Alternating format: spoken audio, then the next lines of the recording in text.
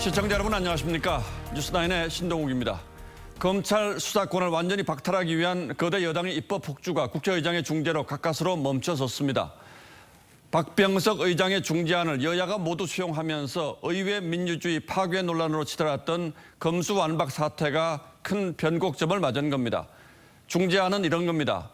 현재 검찰이 맡고 있는 6대 범죄 가운데 선거 공직자 등 4대 범죄 수사권을 4개월 뒤에 먼저 박탈하고 부패와 경제범죄는 내년 말쯤 한국형 FBI가 출범하면 나중에 넘기겠다는 내용으로 요약하자면 검찰 수사권의 단계적 박탈이 핵심 내용입니다. 여야가 힘싸움 직전에서 합의라는 모처럼의 성과를 이뤄낸 건 긍정적으로 평가할 수 있지만 합의 내용에 대해서는 지적할 부분이 있습니다. 오늘 뉴스9은 이런 궁금증을 중심으로 하나하나 풀어가 보겠습니다.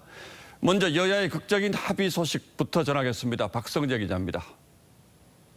45분에 발표하겠습니다. 박병석 국회의장은 긴급 성명을 통해 검수완박 중재안을 발표하고 민주당과 국민의힘이 수용해달라고 촉구했습니다.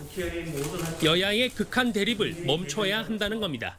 시급한 민생 문제로 국회가 전념해줄 것을 다시 한번 호소합니다. 중재안의 핵심은 6대 범죄 가운데 선거와 공직자 등 4대 범죄 수사권은 넉 달 뒤 폐지, 나머지 부패와 경제 등 2대 범죄는 내년 말 중대범죄수사청 출범 뒤 넘기겠다는 겁니다. 여야는 각각 30분 간격으로 의원총회를 열고 중재안을 수용하기로 결정했습니다. 이후 양당 원내대표는 박병석 의장과 만나 이달 28일이나 29일 중재안이 담긴 관련 법안을 본회의에서 처리하기로 최종 합의했습니다.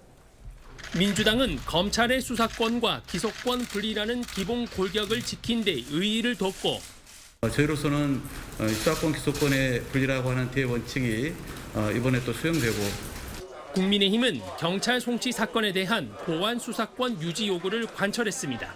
부정부패도 척결하고 또 억울한 피해자를 만들지 않는 범위 내에서 서로 타협을 했다. 여야가 극적으로 중재안에 합의하면서 정권 교체 이후 극단적인 의회 정치 마비 사태는 막게 됐습니다. 하지만 다음 주 본회의 전까지 법 조항을 조율하는 과정에서 크고 작은 충돌이 이어질 가능성은 남아 있습니다. TV조선 박성재입니다.